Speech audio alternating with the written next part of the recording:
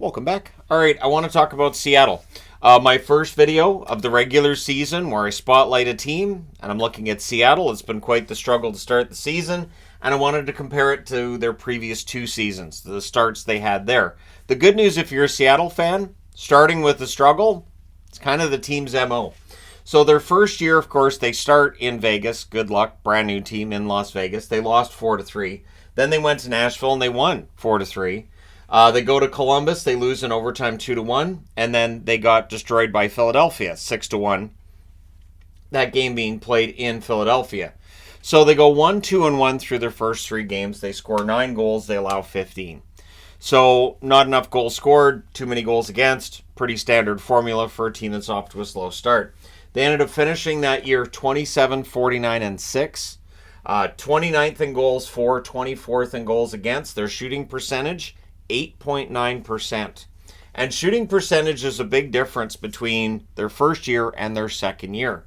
And there was a lot of discussion in the offseason about whether or not some guys had career years last year. McCann would be included in that, as well as others, and whether or not that was really sustainable. So last season, they started with an overtime loss at Anaheim, 5-4. There was no talks of playoffs then. Then in LA, they won 4-1. I remember that game. I remember thinking, wow, LA, tough start for them. And then they lost at home against Vegas, 5-2. And then they lost against Carolina at home, 5-1. So Vegas and Carolina, of course, pretty good teams. So that's a 1-2-1 start for them again. 11 goals scored, 16 goals against. So 2 extra goals scored, 1 more goal scored against them. Pretty much the same start, right? But they finished the season quite different. 46, 28, and 8. They were 6th in goals for last season and 15th in goals against. Their shooting percentage, 11.6%. To put that into perspective, the league average was 10.1%. So 11.6% of their shots ended up in the net. And that's where the question comes in of, but if they fall to the mean, if they fall to 10.1%, are they still a playoff team, right? This year's been tough. First, they lose at Vegas 4-1. So same start, same team. Vegas shows up early in all 3 seasons. Then they lose at Nashville 3-0. So going from Vegas to Nashville, the same as in their first season. Instead of going to Columbus this year, they go to St. Louis. They lost in a shootout 2-1. And then they lose last night against Colorado at home, their home opener, 4-1. So tough start for Seattle. 0-3-1. So 1 point instead of the 3 they had the previous 2 seasons after 4 games. 3 goals for, 13 goals against. So they've actually allowed fewer goals, but that 3 goals for, that really stands out. So they're 32nd in goals per game in the NHL. Of course they are. 0.75 is not going to get it done.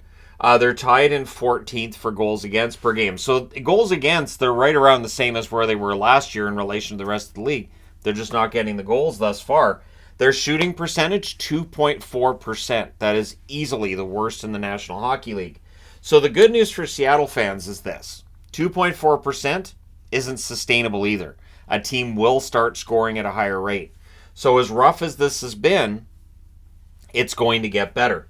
Now, we look at the numbers. Vince Dunn leads them in points with 2. Both of them assists. He's a -6. It's been a rough start to the season for Vince Dunn. It's been a rough start to the season for McCann as well. He has the 1 goal after 4 games. He's a -4, but he has 14 shots. So his shooting percentage is around 7%. That's going to get better. Has to. Jaden Schwartz, 1 goal in 4 games and a -6. Yamamoto, 1 goal in 4 games and a -3. And this was an easy board to put together because those are your 3 goal scorers. That's it. McCann, Schwartz, and Yamamoto. No one else has a goal. Beniers really stands out to me as having no points in 4 games. After winning the Calder last year, there's an expectation that he will improve this year. If he hits the sophomore jinx, that's going to make it much more difficult for Seattle to make the playoffs. Burakovsky as well. Returning to the lineup, more offense expected out of him, then 0 points in 4 games. And Yanni Gourde, no points in 4 games. You don't expect Gourde to hit 50, 60, 70 points necessarily, but you expect more points than 0 in 4 games. So all 3 of these players are going to get better. At some point, the puck's going to start going in for Beniers, Burakovsky, Gord's going to get himself his share of assists. Grubauer's been very good. 0-3 record to show for it, 909 save percentage. His save percentage took a bit of a hit in that game against Colorado last night. Decord 0-1 with a 960 save percentage. 3 of the 4 starts their goalies have given them, quality starts. So the good news is, the goaltending to start the season, I think, is the best they've had in their 3 years in Seattle. The bad news is they're not scoring. So the goaltending's been quite good, but they're not getting the goals that one might expect Seattle to score with the goaltending performing so well.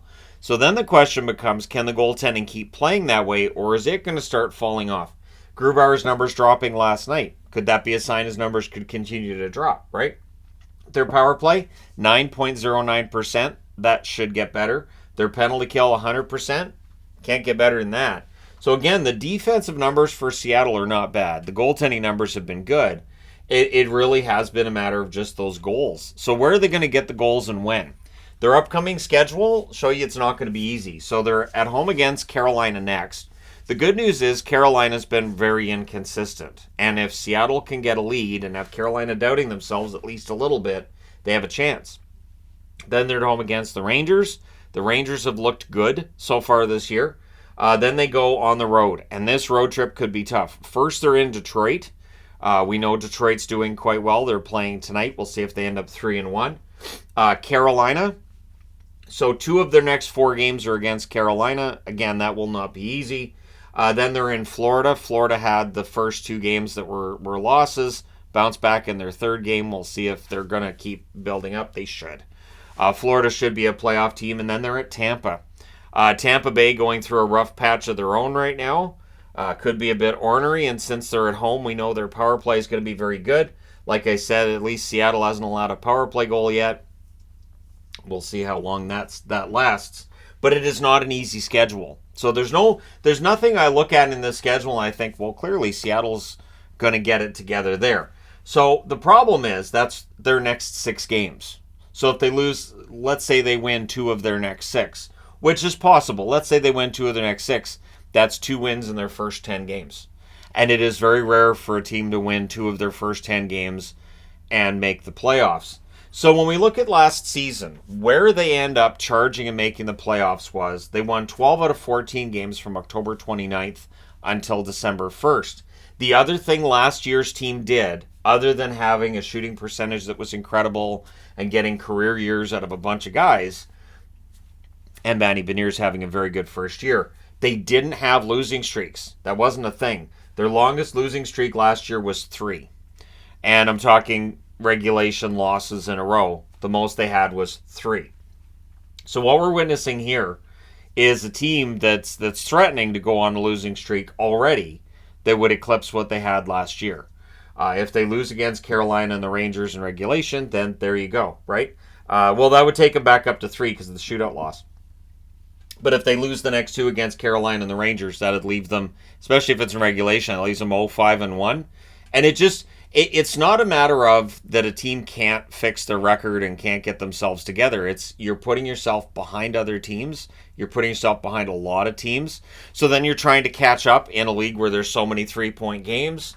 And you're also having to jump over so many clubs. And I know as the year goes by, very often there are times where a team will be, off, like well outside the playoffs, and a fan base will say, well, we're only 7 points back. And then you kind of have to point out, well, yeah, but you have to jump over 5 teams to get into the playoffs. And it is very, very difficult to do so. So for Seattle, they need to figure this out during this homestand. I think if they can jump on Carolina early, they can win that. The Rangers, while they've looked good, they haven't looked like world beaters.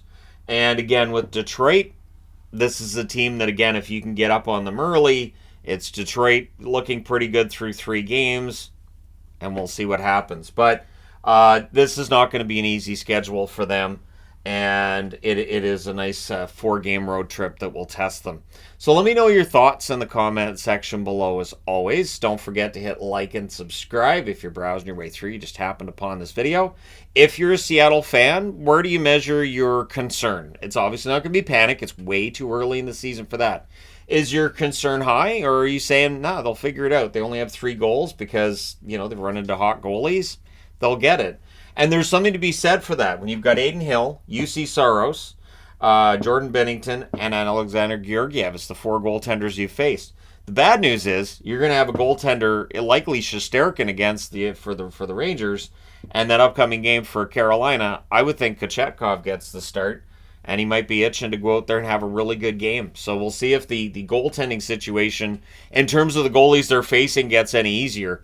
But let me know your thoughts. Do hit like and subscribe if you haven't done so already. And hey, thank you guys so much for all your support. I will talk to you again soon.